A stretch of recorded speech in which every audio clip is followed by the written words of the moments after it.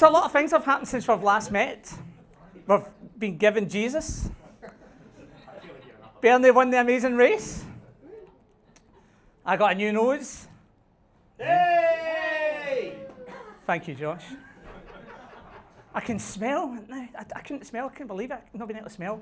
Came out of the surgery at up the top of Brisbane there, and I was like, this city smells like shit. I've lived here for God how many years, and it smells like crap. So I'm happy to be here. You know, not as happy as Shep. Like yeah, that's what I'm saying. I'm sorry to pick on you, mate, but you just had some massive surgery and you've came out on the good, haven't you? Yeah, come on, you fucking could have died, you selfish bastards. Talking about surgery, so my dad's here too. Hello, Dad. Son, how are you? Yeah, well, last year you had a bit of a fall the last time we caught up, didn't you? Yeah, it wasn't your fault though. No. Some lady tripped into him and he just went flying. I thought he deliberately done it. I was like, ah! And he's going, oh. So you didn't break your arm, but it kind of broke your arm. It re-broke your arm. Yeah, re-broke my rib. Re-broke your rib. All right, okay. Well, it's been a long time since we caught up, so I'm glad you're all here, and it's great to. You are all looking bloody fabulous. Not as, yeah. Not as fabulous. I maybe I should stand up for this, but everybody's looking fabulous. Come on!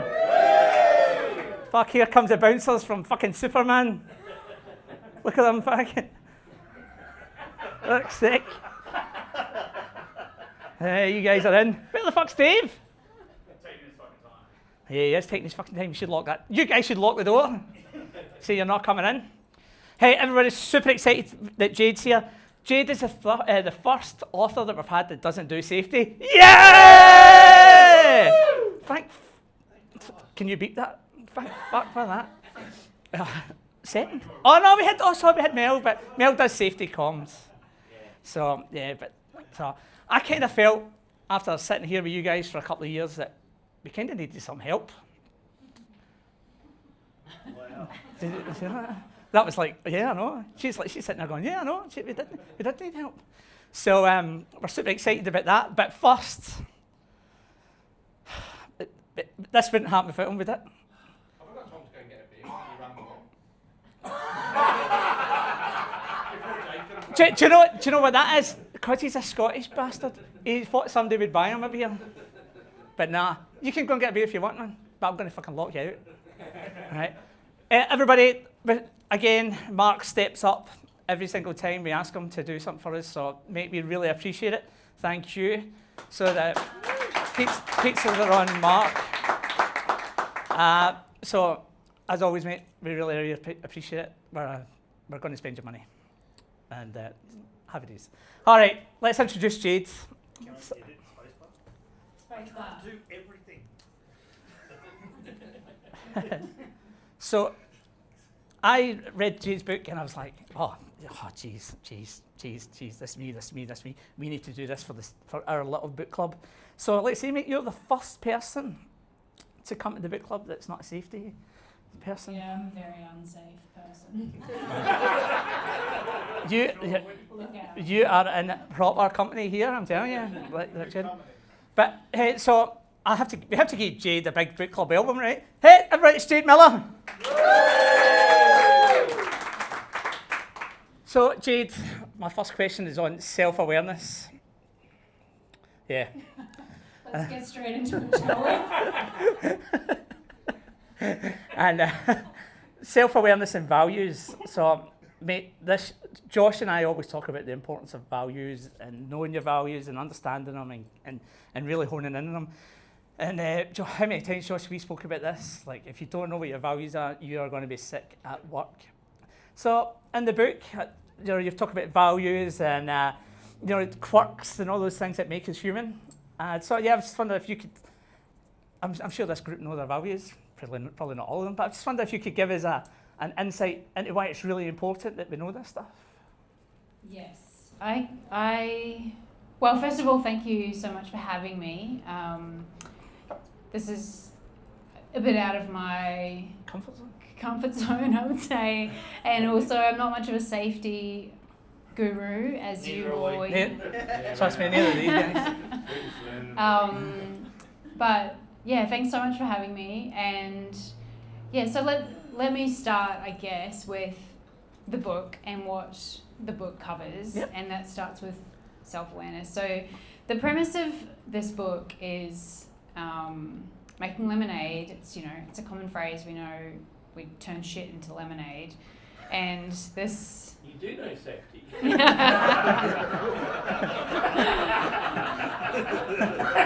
Except we call it Kool-Aid. There's sort of three parts to this that I have put together, and the first one is about knowing yourself and understanding yourself. The second one is about understanding other people and connecting with other people, and then the third part of it is about systems and processes and the broader picture.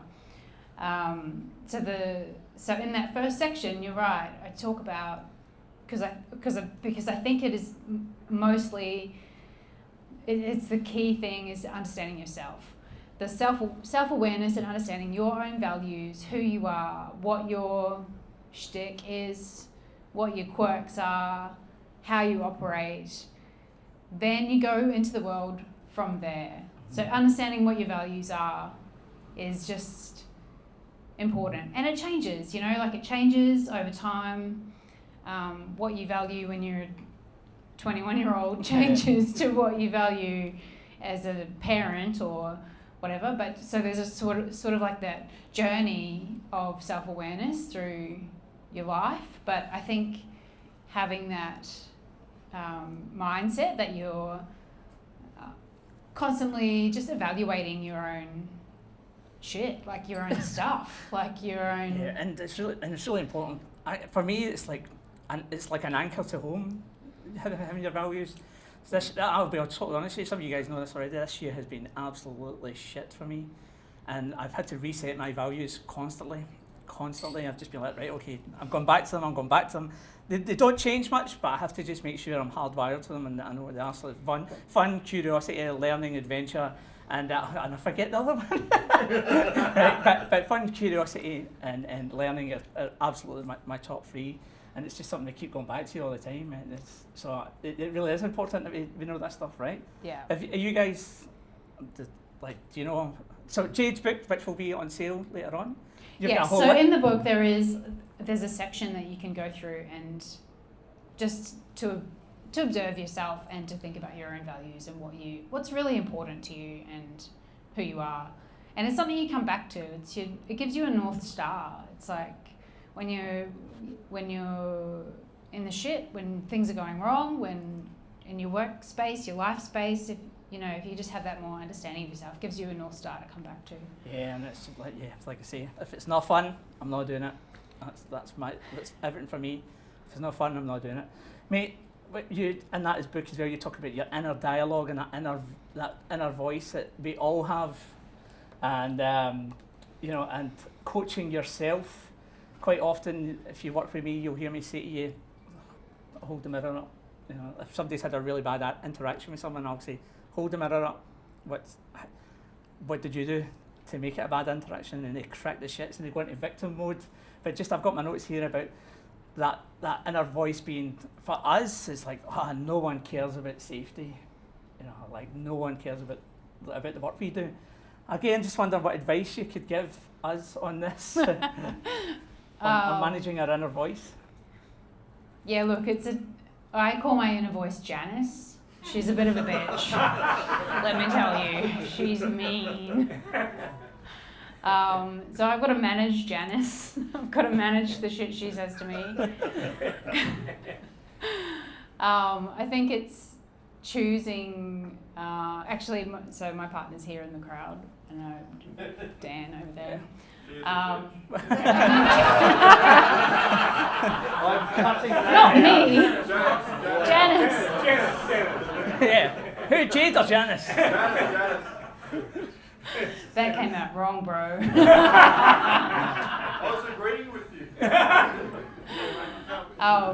Anyway, he came in, I was sitting downstairs and he said, how are you feeling? What are you thinking about? And I said, thinking a lot of things. you know how I might fuck this up, came out. and so he was like, is there good things that you're thinking as well? And I was like, yeah, there's positive things. So, and it's about like, what are you going to lean into? Because you're not going to get rid of Janice. Janice is going to be there. But it's like, are you going to lean into Janice or are you going to lean into Jade? Like, thinking about what's coming up. And that's a self-awareness thing. It's like looking at yourself objectively and your thoughts objectively and just taking a moment going, is this true? Is this real? Or could I be thinking something differently? Because and if you dig a bit deeper, there's always something good to think about. Like, there's always something positive about yourself. But it does take a bit of training of your brain to lean into that a bit more and make that more, you know, like the 80-20 rules, like 80% negative, where you got to lean into like get the 80% positive. Yeah. Do you know, for me, like, so I've invested heavily in personal development over the years. I'm telling you, since I was about 19, I've really done a lot of work. And what I would do is, if I said something negative about myself, I would go like delete that program, just delete, and start again. And as long as you're aware to it. But like I say, but I'm human, right? And I've not this year. I've probably not been that great at it. I'm really trying to get back into that space again, where I catch myself whenever I'm being really negative. But yeah, it's really important, isn't it? Like, we catch ourselves and we stop it. But like I say, I've got a team working with me just now, and I always say to them, look in the mirror. You know, it's uncomfortable, right? When you start going, I could have had a better, I could have said this or I could have done that, but it's really important that we do it, I think. Yeah. Certainly. Mate, victim thinking. And like everywhere we go in safety, there's people going, nobody cares, you know, it's hard, it's that, and locus of control stuff, you know, owning responsibility. So, I mean, what advice would you give to people who have got that mindset of being the victim? And we see it all the time in our roles.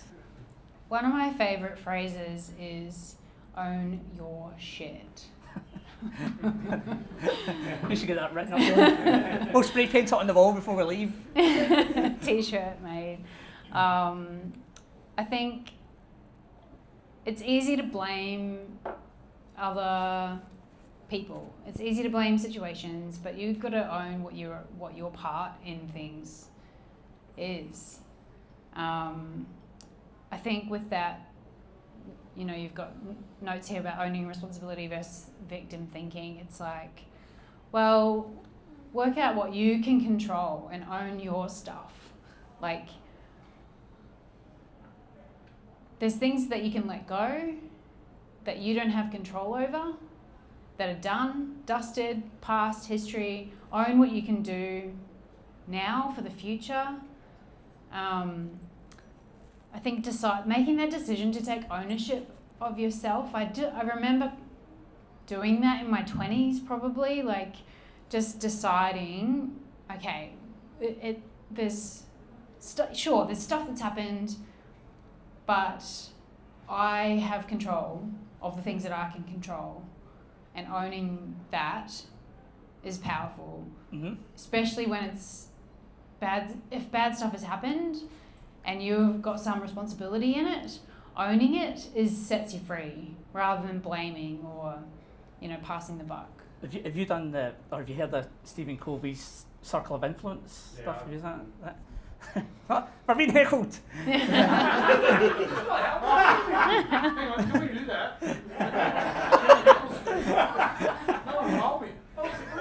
So Stephen Covey's Circle of Influence. Nick, you've obviously. I was going to wait for the Q&A at the end, but I'm just going to say it now. But I completely agree. I think like one of the challenges we have in our roles is that we often think our circle of control is actually our circle of influence, but actually may even just be our circle of concern, right? Because we can only really control, like you said, ourselves, and we can influence other people to be safe, but really, we're only really concerned about the people on the periphery, right? Like we want to influence them, but it's really concern. So and that took me a long time to understand, because you often think you have more control than you do. So when I first learned about this, my circle of control was massive, right? And then over time, it's like, well, actually, my circle of control is really tiny. my circle of influence is bigger, and my circle of concerns massive. Mm-hmm. But I don't really think about that because it's just, we can Don't concern yourself with that. but I agree with what you're saying. It's like that, but it's just recognising that like you can only control what you can control. You can influence other people, but you need to separate the two things. I was just about to say that I've done that with my team before. Just done. Here's all the things that we can control and how we respond to stuff. Like, is really really important. And when you see it up on a screen or printed on paper or something like that, it's quite powerful for people to go on. And then it just means you can go back to it every time. Remember, like here's what can you control. Let's you've got to start with controlling yourself, though. Isn't it? What's that? You've got to start with controlling yourself. Yeah, I'm pretty loose. I can be uncontrollable. But another thing that we were chatting about is like habits, routines, being human. Like what are some of the things that we? Oh God, I'm reluctant to say this group because it's not you guys, but we know people that lose their humanity when things go wrong, and.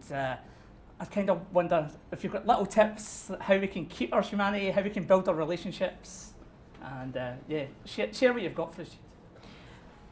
Yeah, I think. I mean, I don't know safety, so I don't pretend that Welcome to the club. But I think across everything for me, it starts with humans, and I guess there's areas of safety where it's really the focus is about rules and regulations and systems and processes, but all of those things are in place for the purpose of humans and keeping humans safe. So when it comes to that, it's about empathy. I think the core thing is learning empathy. If you're not good at it, you can learn it. You can learn compassion, you can learn empathy, you can develop that as a skill within yourself. I think that you've said about habits and routine and little things that you could do. I think it's about connection with those humans. It's connecting with each other. It's being the one to start something that brings connection, and it might be, this is a great example, exactly. There's so many things you can do outside of the rules and regulations of safety that actually bring people together, and giving a shit about each other is what makes a safer place. I correct me if I'm wrong, but I think you're wanting more safety and less incidents and less, whatever technical terms you call it. It just defaults back to being human, mate. Yeah. It really does. And I think that connection to each other, and especially in a workplace, when people give a shit about each other, you're more productive, you're safer, people are mentally safe, physically safe, when you're caring for one another, and it's doing those things that make connection. So it's like, be the guy who starts trivia on Tuesdays or, coffee on Wednesdays or whatever, whatever thing it is that just generates more connection, human connection. Yeah, I was just going to say, you've just let the secret out. That's because the book club is dying tonight and we're going to start trivia nights. But you're talking about the habits and routine. But actually, I'll move on to mindfulness and self-kindness. I kind of feel so. Everybody knows that my favourite artist is George Michael, right? So he has a song called "Heal the Pain," which is my favourite song of all time, and it's this year I've been listening to a lot because it's be good to yourself because nobody else has the power to make you happy. So I'm kind of wondering, what are some of the things that we should be doing that makes us happy? If you get any tips for us, I know I do, but I'd be keen to hear some of the things some of the tips you've given us. Yeah, look, I think it starts, like I said earlier, just about that self-awareness and Janice, kicking Janice out because she's the bitch. But it's just, knowing yourself and backing yourself, and you've done it before. The things sometimes when something might come up for me that's like challenging or new, or makes me nervous, anxious. I'm an anxiety person, so I get super anxious. Stuff like this makes me super anxious. But it's like, hey, I've done this before, Janice. Like, leave me alone. Yeah. I back myself. I've done it. I can chat with some people. We can have a chat. Yeah. Can share about what I've written. I've written a book. Like, it's just thinking about it's just flipping that mindset into the things that you have achieved, because you're all of you have done some fucking amazing things, and it's just tapping into those things and being kind to yourself when things are hard, and acknowledging if you are having some tough times. The acknowledgement is also important too, not completely brushing things aside, acknowledging that there's tough times, but tapping into those things that you can back yourself with. Yeah, I've put some notes down there about, we're often seen as holding others accountable and being safety cops, and sometimes we need to just, I think it's a clash of values a lot of time with safety professionals. They just, that's the role that they think they're supposed to do. That little story I told you earlier, that was like a clash of values there too. And with that clash of values, it's like, well, when you know your value, you went into that situation knowing who you were, what you're there to do, what your values are. You knew that. You went into it, sorted it out. Yeah. Like, knowing yourself, you go back to that North Star and you back it. You back yourself. Yeah, I kind of, the people expect you just to go in and bash them. And another thing that I've been doing as well, when I've been meeting lots of new people recently, is the first thing I've been doing is because I have to talk in front of large groups. I don't like doing it, but I have to do it quite a lot. And I've been saying to them, hey, I might never be able to change anything in this company over the time that I work with you, but I promise I can change how we respond to events and how things go wrong, and even the safety team. And you can see them, Josh, they're kind of like, what, like, that, no, that's not what we do. And it's like, it is from now on. And every single time I challenge them on it, and it's really uncomfortable for them, and I love it. But I promise everybody in the team, everybody I meet, I promise them, say, from now on, the way that we respond to stuff going wrong changes. And it's working really well for me. It's really, people really do think it. Well, I am being genuine and authentic because I am living my values, Relationships and connection, right? How can we get better at managing some of those prickly stakeholders that we might have? Any advice for that? Yeah. The external Janices.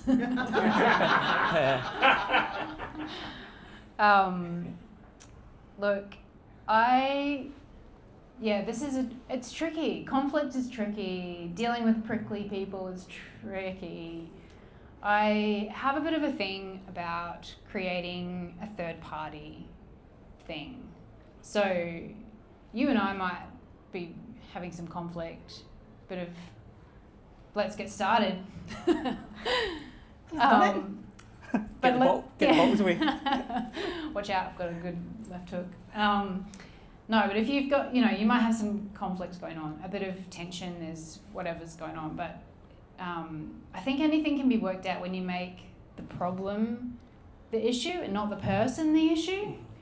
And you can work through a problem with somebody and find middle ground and work on the problem and not be blaming and attacking on the person and the character. And having a mindset like that, I think helps. I know it's helped me a lot to think like that, to think that, okay, well, we have a clash of values. It's not the person, it's just that we don't agree necessarily on the same things, but there'll be things that we do agree on, and we're both human. Yeah. So again, it comes back to that humanity and connection, I think. And connection. Yeah. And I kind of, that's what I really love about it. Like these guys here, we've got that. We can basically bash here, can't we? We're quite bonded. I think we can all rely on each other for the same things, and it's really cool. And you're right. I'm very grateful to be in front of these guys and sharing some of our stories, and we do have fun, and it's really, I think it's really important. It's like because of the work that we do. We think we're a big group, but we're not. By the way, we're not. There's more of them than there is of us. So I'm grateful for that, and you, Dad. Thank you. Mate, I've made my note here about embracing the suck. You you have it in your book about like bullshit. You know, like you just have to just accept bullshit. Yeah. Maybe talk a wee bit about that. Why should we accept bullshit? That's a tricky question. I think embracing. I think as a culture, we're not very good at sitting with uncomfortable stuff, and so when you're saying embrace the bullshit, what do you mean? Tell me what you mean Embracing by the. that. Well, I talk about embracing the suck. Again, I'm only going to go for my work. Like sometimes you just have to go. Do you know what? We can't. This is shit, but we're just going to have to accept it. God's work. It's got, yeah. Or do you know what? Quite often, what I'll do is just call Josh, say hey, and chat to you, and he'll be like, "Oh man," and it's like, "Yeah, I know." But that's what we kind of do. We have to just like we're pretty fortunate. We don't really see a lot of bad things happening, but there's a lot of shit stuff like we have to deal with. You know, like in terms of paper systems and bureaucracy and just pure crap. Mm-hmm. So sometimes I've just learned, you know what, we're in this together. We're just going to embrace this up. We just have to deal with it. We're just going to have to work on it. Let's just get it through. So that's kind of what I talk about when I'm saying embracing the suck. It's not so much living with it, but just having to just, all right, we're not going to change it. Yes. Let's soldier on and get through it. I think that's the thing is you decide what your fights are. Decide what you're going to fight. There's bullshit everywhere. Like you decide the bullshit you're going to like fight against and the stuff that you got to let go. Yeah. And making that decision comes back to your values. What do you really value? What's really important in this buffet of bullshit? What am I picking to fight, to change, to make a difference in, to influence, and what do I have to let go of? Yeah, totally. Again, we talked about it earlier, the values. If you don't know them, get kind of hot on them. Jade, I wrote here, finding the good in the dark. How can safety leaders help teams process failure and incidents in a way that honours the darkness, but still like, helps finding the good? You know, like how can we? So again, it's basically just like before. We have lots of shit stuff that happens, but how can we reframe it? Can we reframe it? Just have to accept it. Yeah, maybe there is some acceptance. I think acknowledging. I mean, in your context, again, not 100% sure that I know. That's all right. You know. You're amongst friends here.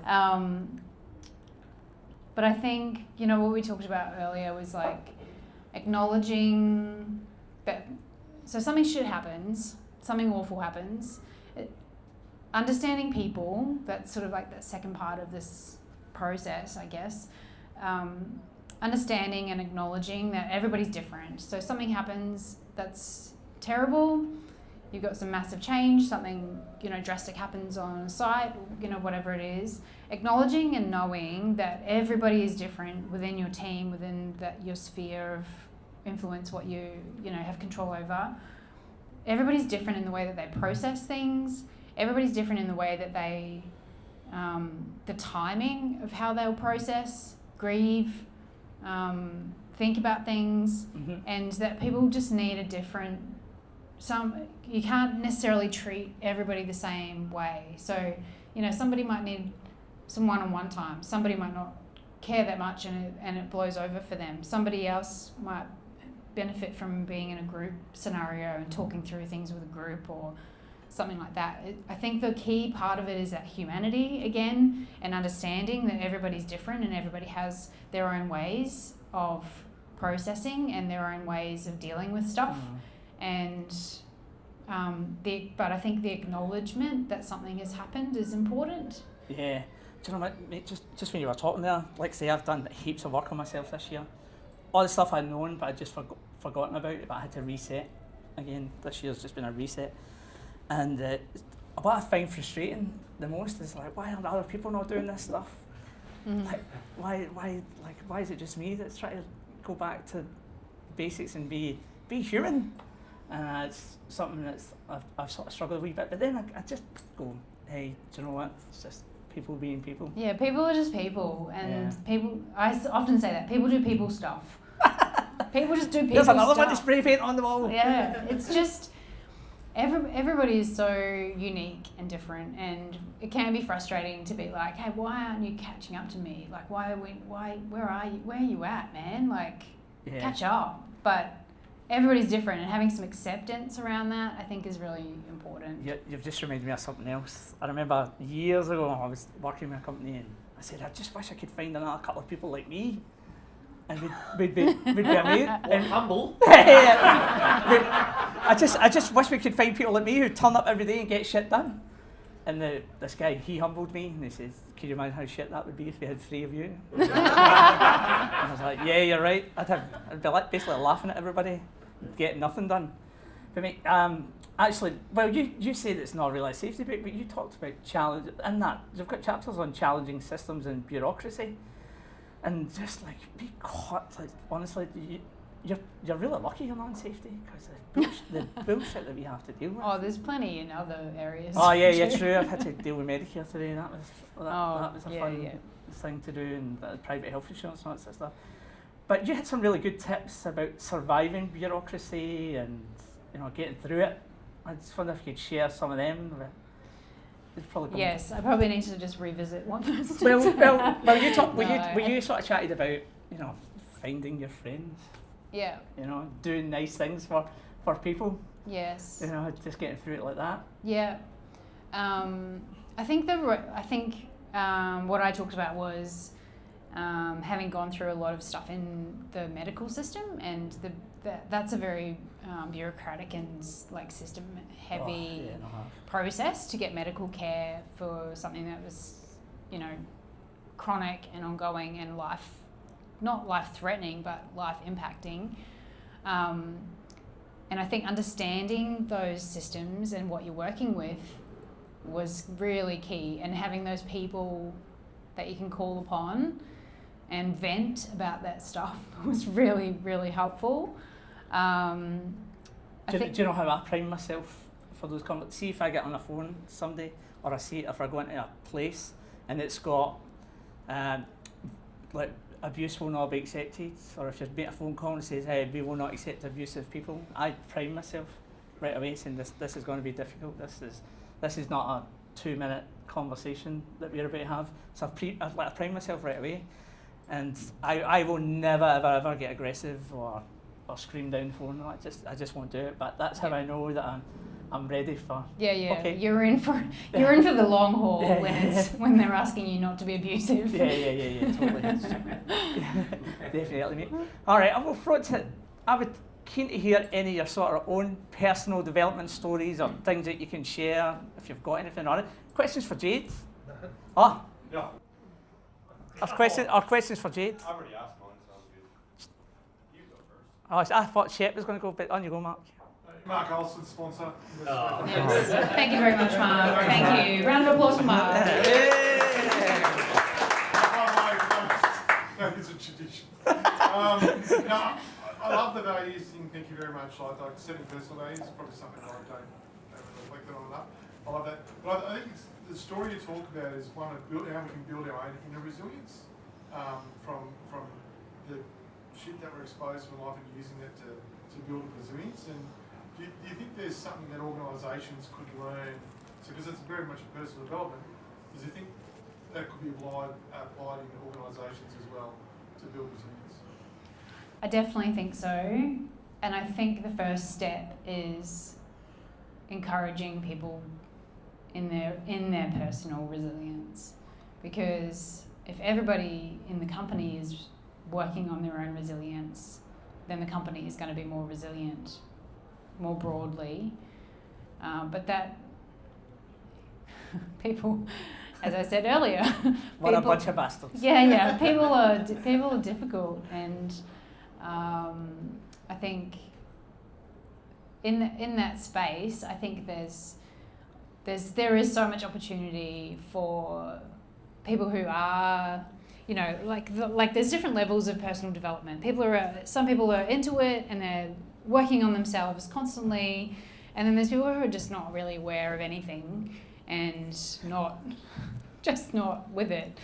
So finding those people who do give a shit and are working on that sort of stuff, having somehow harnessing that and having them as champions for resilience for others, and that doesn't necessarily look like, hi, I'm Brad and I'm your new mentor and I'm going to mentor you in resilience. It's like, we're going to do Tuesday trivia. We're going to catch up for coffee. We're going to do more deliberate things to be connected. I think that connection part I think that's where the resilience is in that connection. Awesome, mate. Thank you. Shit. Well, on you go, mate. No, I've got a question for Jade. Hello, Christian. Good to meet you. In safety, a lot of it is relationship based. It is, and you talked a lot about self-awareness. I don't know whether it's in the book, but what's your view on the correlation between self-awareness and empathy for others? Tightly involved with each other. I think particularly when you go through shit, as Stephen has talked about a bit for his year, it's been hard, it's been tough. And I think you'd agree that it builds empathy, right? Like when you're going through your own stuff, it builds empathy, and that builds that connection and that self-awareness and resilience. Yeah, definitely. Like I've actually been really kind to myself. There's some days I've just been like, you know what, I'm going to go crazy, and that's when you just sort of realise, hey, do you know what, I'm going to have fun. And it's funny. I get sucked into Trump and America and Israel and all that sort of stuff, right? No, but I do, right? And then so a couple of months ago I was like, no, I'm stopping, and I created like a YouTube playlist of just funnies, and honestly, my whole face changed. Like I was like, it was amazing, and that's something I really thought. That's how you can be kind to yourself, just stopping that news shit. And I ditched social media, completely ditched it, just gone. Yeah. And I miss nothing except people's birthdays, except the people I love, right? So hey, okay. Yeah. Mate, Dan, this is the last one. I know shit.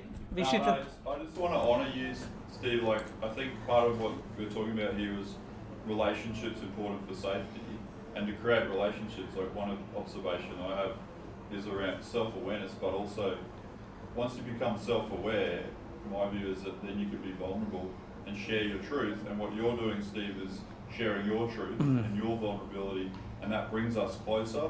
And talking about your mirror, it's like that mirror, you're showing you looking in the mirror to us, so then we can see ourselves, and that's what brings people together, and that's the connection. Yeah, thank you, mate. I appreciate it. Yeah. So I just want to honour your sharing. Well, and Jade, in your book, you're very vulnerable in your book, so that brings people to your book. Well, mate, that was honestly when I was reading that, I was like, yeah, I know what she's writing about here. I know what she's talking about.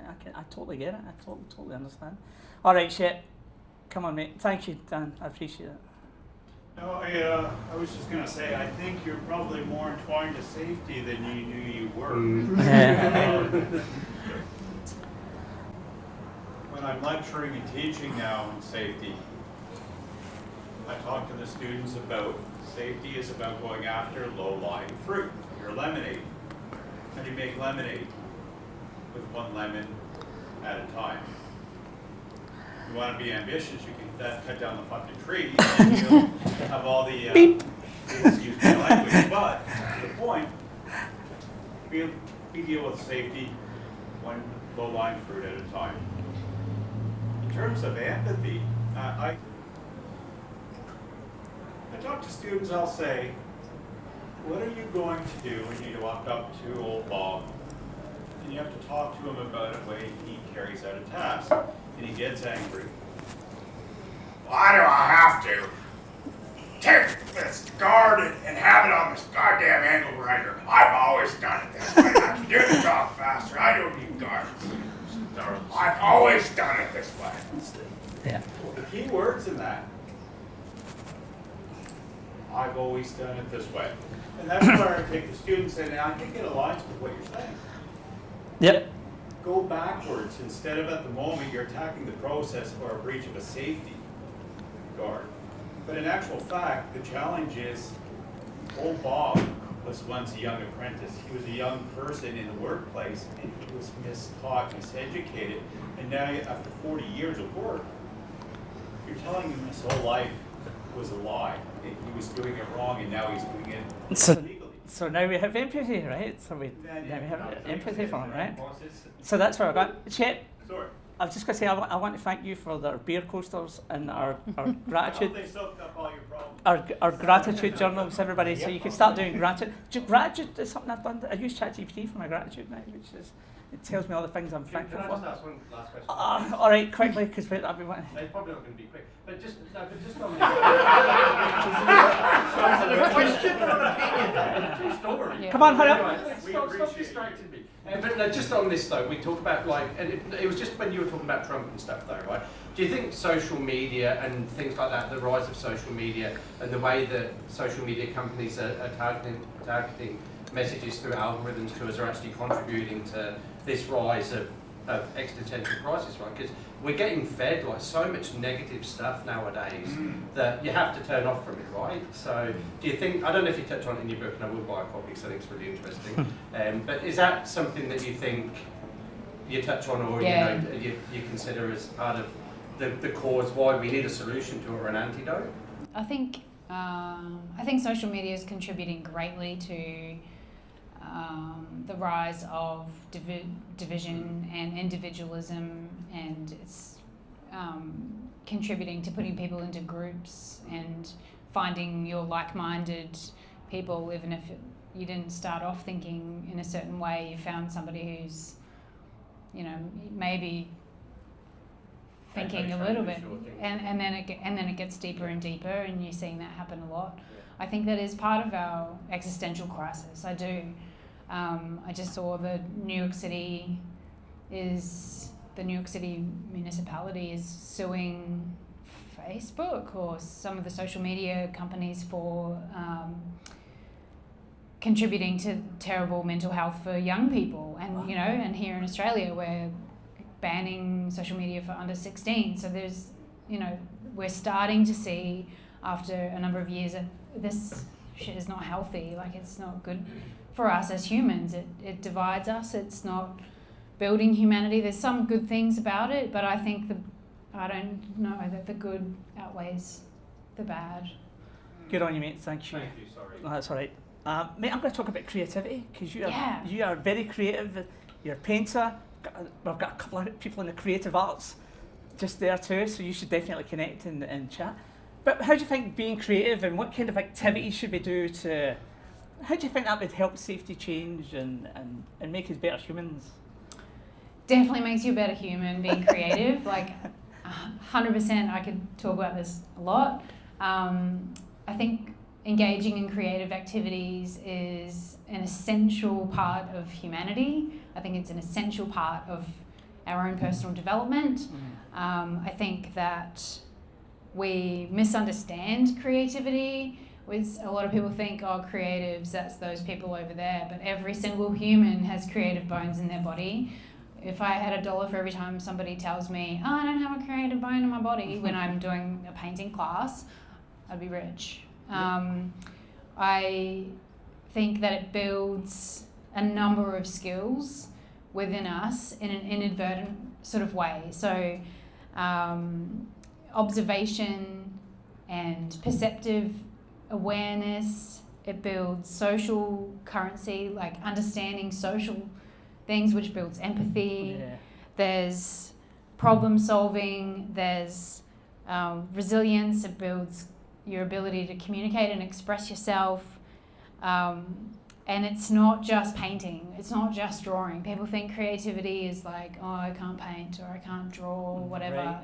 But it's gardening, it's cooking, it's going to the art gallery, it's engaging mindfully with the arts, music, dance, for fuck's sake. Like, just do something in your life that's creative, and it just builds so much within your soul, within your mind, and I can't get enough of it. Like I just think encouraging people to be creative is one of my favourite things. Yeah, I can tell.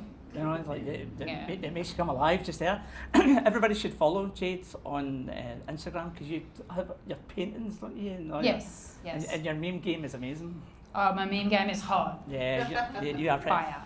All right, so we always finish this with a couple of music questions, and your book is littered with music lyrics. I love that. Yes, I have lyrics at the start of every chapter. So yeah. Yeah. Because I'm such a big music buff that like as soon as I get in it, I was like, oh wow, this is cool.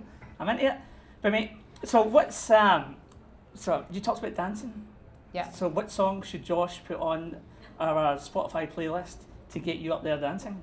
Anything Chemical Brothers? Yes. Thank you. I've got a Chemical Brothers fan here.